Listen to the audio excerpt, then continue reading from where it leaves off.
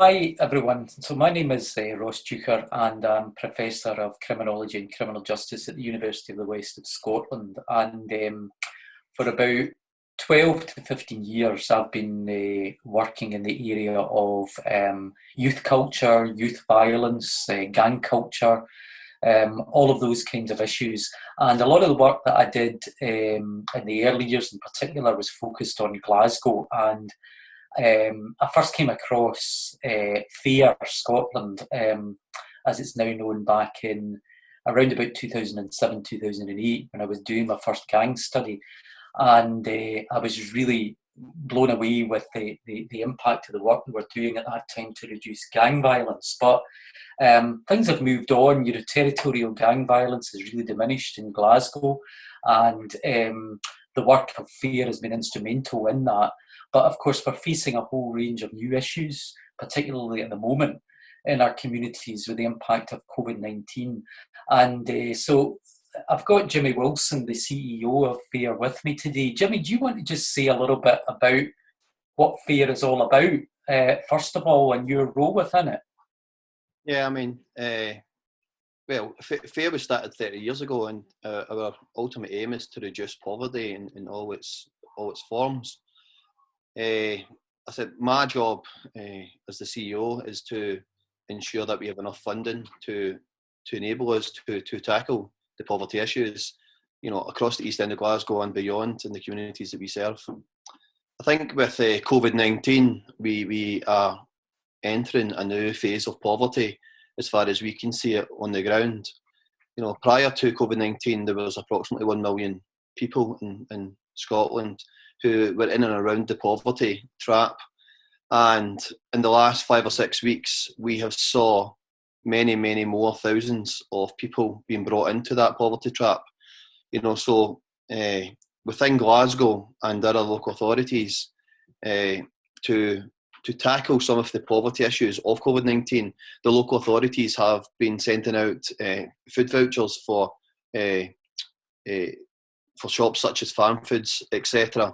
One of our major concerns, and what we've learned over the last 5 to 6 weeks, is that whilst that has been absolutely fantastic and welcomed from local authorities, it's not going to hit everybody that COVID-19 has brought into the poverty trap. So, for example, anybody that was self-employed or was just keeping their head above poverty has now suddenly been pulled into that. They may well have lost their jobs, they've lost their income because they were self-employed. They're now trying to get the social security system to what it was set up for as a safety net to help them. However, that safety net, in my opinion, and many others, is not working to what it was originally set up for. To be waiting 5 weeks to get universal credit, to be waiting in queues of hundreds of thousands of people, to be given time slots in the middle of the night, only to miss your time slot and to be then put back to begin the queue, is just not good enough. And therefore, what we've seen is so many people who were doing really well in their life now asking us for emergency food parcels. They've not got enough money for the electricity. If they were on a top-up phone card, they've not got that. So a whole host of issues that's happening now and is going to continue to happen post-COVID-19. Yeah. So what other things are you seeing in the communities you're working in just now, Jimmy, as a result of the pandemic and all the issues surrounding it? Yeah, I mean, I think with the lockdown, now in its 4th week, we are seeing mental health hit new levels. How do you think it's the lockdowns affecting people's mental health in general? Have you felt down at any point? Or do you? I felt down. I was on maternity leave and I was supposed to go back, and then I was too scared to go back, so I had to put in 2 weeks of self-isolation. Yeah. And then I ended up going back on Tuesday, and I feel worse going back there because I feel as if I'm still taking stuff back to the kids. Mentally, it's quite hard. I suffer from depression anyway, so the being isolated and no having social contact is a big thing. we're seeing that at ground level, whether it's came up the ladder so that the mental health experts working within the NHS are seeing it, I'm not sure of. But certainly within the localised, what we are seeing, people phoning us up, just wanting to chat, they're feeling depressed, isolated. When we've asked them about their past, many of these people have not had mental health issues, but are feeling because they've got nobody to speak to, they're talking effectively to the four walls, then they're phoning up our food line to have a chat. Now, our operators are doing a magnificent job of speaking to them as long as they can, but then trying to refer them to the experts who are, like helplines, because they're more experienced around this sort of issue. And are the vast majority of those people, are the people that are known to you, or are you also getting people, just phoning up that you haven't necessarily worked with in the past? No, we probably work with in and around 3,000 families, but no, we're getting phone calls from, we've had phone calls from as far as Inverness to Dumfries. People just wanting to phone up, maybe wanting a food parcel, but also wanting to talk to us. We are effectively known as a Glasgow East project, but we have been delivering across the city and in other neighbouring towns such as Paisley, Coatbridge. So yeah, a lot of the families that are contacting us, a lot of senior citizens that are contacting us are not known to us. We've had sons and daughters phone up from as far as London asking us to deliver a food package to their parents or their parent because they are self-isolating and they're extremely worried. And this is due to the fact that normally they would do their shopping either by doing it themselves or by phoning in, for example, Asda or Tesco's. But these guys within the supermarkets are absolutely overawed by what they're seeing. They've just not got enough manpower. So therefore, people are phoning us from England to try and look after their parents. That's incredible. Yeah. And I suppose one element of, there's the poverty and there's also the loneliness, I suppose, people living on their own. But also, how is this affecting families, from your perspective, families that are living together, maybe parents that are trying to work from home, but they're also juggling caring, childcare responsibilities, homeschooling and all that. What do you see happening there? Yeah, we're getting told that by many parents that the homeschooling is really, really difficult. How have you found the past 3-4 weeks in isolation? It's been, the first week was probably the easiest, the first week, but apart from the fact that we had to homeschool Ellie, and plus I've got a 10-month-old baby, so that part was quite hard struggling. For us, the homeschooling is very, very stressful, and they're obviously missing being out and seeing people, and even just getting to go to the park or go to McDonald's or whatever. It's had a massive impact. So Charlie, as an NHS worker, how do you feel people's mental health has been affected by the coronavirus? I think it's hard for everybody. Nobody's used to staying in the house, no seeing family, no seeing friends, worried about other people, worried about themselves. So I think generally it is really difficult for everybody. We work with many families who are based in high flats, so you're talking about tenements of 15 stories high, and if they've got more than a few children and they're in that house constantly, it's causing resentment, anger. I think we also need to think about families who are going back to the poverty. If I look at my own family, my sons are constantly on their Xbox. Now, one of the issues with that for a family who is struggling financially is that it's absolutely killing them in terms of trying to keep the electricity in the house. And there's many families telling us that they are struggling with their young children, teenagers, because they've just not got enough money to keep topping up their meters to ensure that the young people have access, one, to homeschooling, and two, to keep them entertained throughout the day, because they're only allowed the 1 hour out doing their exercise. Parents are finding it extremely difficult to keep their teenagers in, and explaining to them not to congregate in groups. That is becoming even more so in the last few days. We have seen teenagers probably waiting for that Thursday evening, and then they've been told they're going to be, basically, in their eyes, grounded for another 3 weeks. I was going to ask you about that, because I know that while we've seen a big reduction in things like gang violence and territoriality, I think because of social media, young people from all different areas now are tending to come together and congregate, whereas before they might have been fighting with each other. They're actually meeting socially, drinking together, maybe in the parks, and playing music and all the rest of it. I mean, how are young people dealing with this, not being able to get out and do that? I think the levels of anxiety are going through the roof. Our staff are telling us that, and volunteers on the ground are telling us that, young people's anxiety, the mental health after COVID-19 is going to be one of the major things that society really need to look at and need to support young people moving forward. Even prior to COVID-19, when we were doing our employability programs, we are coming across many young people who couldn't hold a conversation with us, couldn't look us in the eye. In the last 5 to 10 years, that is dramatically increased. And I think that's because of the level of young people who are locking themselves in their room, they're attached to their Xboxes or PlayStations, or they're attached to their phones. And I think that this is going to be massive in years to come for society.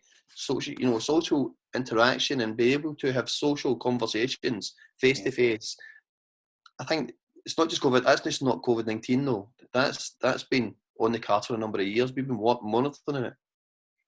Do you think social media is it a positive presence just now, in terms of enabling not just young people but whole families to keep in touch? Or is there a real kind of dark side to it as well, in terms of some of the risks and dangers for young people that might have increased as a result of this lockdown situation? No, I think that social media is absolutely incredible. It's vital at the moment. If I go back to my own childhood, when we never had mobile phones or social media, I was never in the house. I can only imagine what it would have been like if during the 80s and 90s, people were trying to keep you in. All these teenagers, and I think the social media has been an added bonus potentially to be able to tackle COVID-19 and try and mitigate the amount of young people that are going out. If we went back 20, 30 years ago, I don't know if we would have been keeping as many teenagers in. That's the honest opinion. Yeah, that's true. I mean, one of the things that Graham Goulden and I have been talking about in other videos is the whole herd mentality among young males in particular, that, I think there's been some evidence to suggest that sometimes they feel they're invincible, and probably it's an issue of vulnerability underpinning that they're probably anxious, and the only way they know how to express that is through kind of almost like a herd mentality. Are you seeing any of that among some of the young guys in particular, that are still going out and congregating together and defying some of the rules? Yes, we are. I don't know if defying would be the word I would use. No. These young, they're scared. They want to interact with their pals, and coming together is something that alleviates their anxieties.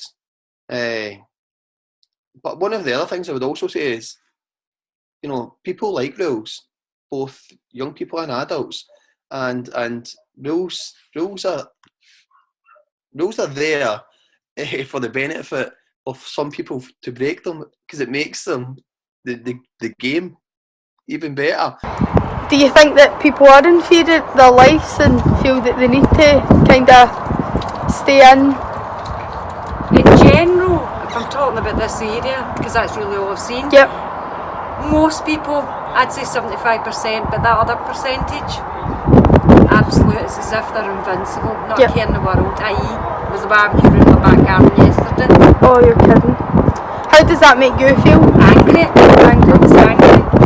You know, define what your parents are trying to tell you. You know, you're not allowed out, and before you know it, you've sneaked out the door. You know, it's part of the game. And I think as youth workers and as community workers, we need to remember that when we're speaking to young people. You know, we need to be on their level and just remember what it's like to be a young person yourself. Yeah, that's very true. I think that reflects what we've been talking about recently. You know, there's a lot of vulnerability underpinning some of the behaviours sometimes as well. Because, you know, recently I've been looking at how the drunk culture is being affected by, you know, the social media culture, you know, and do you think, have you seen any evidence of that maybe there's more drug distribution going on or less drug distribution just now because of the situation we're in? I'd like to think that there's less going on at the moment, but you know, if I'm entirely honest, it's not been something we've focused on the last 5 or 6 weeks. So I've not really spoken to the volunteers and or staff about it because we've been so anxious about ensuring that people have enough food on their tables. But I would imagine that it's been reduced, but I might be totally wrong. The honest answer is I don't know, Ross. So, Jimmy, can you maybe just say a wee bit more about the work that FAIR are doing just now, you know, to address particularly the issue of poverty and mental health, loneliness, all of these challenges that are coming across just now? Yeah, I mean, in terms of the poverty, and we are distributing emergency food parcels. Our food parcels have approximately 2 to 3 days food in them for a family of 4. Has anybody else been reached out to your mum and dad when you can't? FAIR have helped him a lot, that's the only ones that's helped him. Right, and how's that been? Has that took pressure off yourself? Yes, because they're getting food parcels delivered, so it saves you going and shopping for them. Yep. What about the quality of the food parcel? Do you think it's enough to do your mum and dad for a few days? Because we do say you could call up every few days. Do you think it's more than enough, or do you think there's more? I think it's more than enough, and I think it does more than 2 or 3 days. It depends how much you actually eat. But they're pensioners, so it does aim for about a week or 2. Brilliant, that's great. But I think it's great we've got services like you within the community. Yep. It really is, because I don't know what I'd do. Yep. I'm not just self-isolating for my own health, I'm doing it also because I'm in crutches. Right, I okay. can't really get out. Can I get it? Right. I'm totally stuck. Yep. If it's a larger family, then we obviously top up as appropriate. If it's a senior citizen, for example, we would hope that it lasts, 4, 5, 6 days. And we've distributed in the region of 150,000 meals since roughly the 16th of March. Set up a food hub in the east. We've now set one up in the west, and we've now set one up in the south, in St Mungo's Rossall Academy and Knightswood Secondary School. And what we're hoping to do is get enough food in them, which we have at the moment, so that third sector organisations who are based very, very localised in communities such as the south and the west and the east, that they can tap in. They can just phone us up. Can I pick up 50 emergency food bags, 20 emergency food bags? And it's just so that there's a steady flow of food. How have you been coping with managing to get like your food and that? Have you not been? Is that why you're phoning FAIR? Yep. No, it was actually my occupational therapist that phoned me. Oh, to refer you? Well, that's good. Uh-huh. Well, as you know, all you need to do is you can get your occupational therapist to phone us every few days for an emergency hamper, or you can contact us directly on your own if you need anything, and we'll just come straight back up to you. So that's one of the services that we are delivering now. But enjoy, there's a wee Easter egg in there for you as well. We've lots a week after Easter, and there's bread and stuff, so it's lovely speaking to you. Right, no bother. See you later, Angela. Yep, so I know that you referred on 8 of your close community members who have been in isolation for about 5-6 weeks now. Who did you refer them on to? We we found out through my daughter-in-law who helps with community through a company called Fair. It's a local community based in Easterhouse, and once I spoke to her, we referred a few of our neighbours who are a lot older, a lot more vulnerable, have to stay in the house, and and that's how we got through. We got these parcels delivered to these neighbours. What did the parcels include? Was it food? Food, all the basic items: food, potatoes, milk, and apart from that, a person who is actually delivering and leaving it on their doorstep and chapping the door, and even a smiley face. Yep, brilliant. Thanks so much. So, I mean, what I would say is that Scottish Government were very quick to set up a whole host of funds. We have now tapped into some of the funds for the East. They have also given funds to Glasgow City Council. What I'd like to see is the Council and or National Government supporting food hubs so that third sector organisations have a steady flow. I would hope that, like to see that Glasgow City Council, for example, knocks a relationship up with one of the major supermarkets and or goes through one of the third sector organisations who already have the relationships, and a steady flow of food is then put into schools or food hubs that these third sector churches, housing, localised, real on the ground projects can then tap into. You know, I think that's probably one of the, in my opinions, one of the missing links at the moment. Both council and government are doing great stuff, but we just need a wee bit more action, I think, to be able to get the food into bags and out the door, onto vans and to people's houses. And how big a part has the fundraising played in all of this? Because I know that you've been fundraising as well. Yeah, I mean, Fair have probably brought in the region of about £120,000 fundraising. Now, and that's thanks to Inspiring Scotland, thanks to the Hymes Robertsons Foundation, Celtic Foundation, thanks to William Grant Foundation, thanks to a whole host of organisations, Glasgow Housing Association, Scottish Government and Glasgow City Council also involved in that. So whilst we've raised that money ourselves, Scottish Government has just given us a very large grant to continue our work in the East, and we're still trying to raise money for the work within the South and the West, but hopefully the Council will then come in and start feeding these two hubs whilst we have enough food and money for the East. That's amazing. So is there any kind of other calls to action that you would want to put out there in terms of, you know, beyond this crisis? You know, what do you think needs to happen? Yeah, I think that you need to be, Scottish Government needs to be working with the Poverty Alliance, for example, need to be looking at post-COVID-19. What do we think is going to be the fallout of this in terms of mental health, in terms of poverty, in terms of jobs? What will happen when the job retention scheme closes on the 30th of June? Is that just going to be everybody then made redundant? We need to start talking about that now and trying to put things in place that will kind of mitigate a lot of the stress factors, you know, such as being made redundant. If they're being made redundant, could the Scottish Government and or the third sector and or council be working together to set up new employment initiatives to get them into the different industries? We really need to be, now is the time to start looking at post-COVID-19. Yeah, that's a really good point, because I think, you know, so much focus is on the virus just now, but we need to be thinking beyond that and thinking what comes next. Yeah, I mean, you know, we get a lot of funding from housing associations. I'm really concerned for housing associations because a lot of people can't pay their rent. If they can't pay their rent, who then, you know, how do housing associations maintain their buildings? How do they keep their employees employed? You know, who's going to pick that bill up?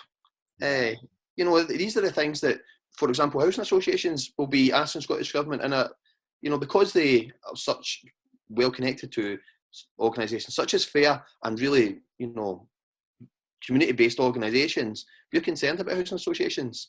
Same with churches, we're concerned about churches. You know, there's too many churches closing as it is. social distancing and all the rest of it, I don't think that's going to end on the 30th of June. I think we'll have times where the government will come in and say, okay, we've had a wee spike in, various local authorities or communities, and for that, we then want you to start doing A, B and C. I don't think COVID-19 is going to end in 3 weeks' time or 3 months' time. I think it will fluctuate depending on what part of the country you stay. So, yeah, lots of concerns, lots of things to be thinking about.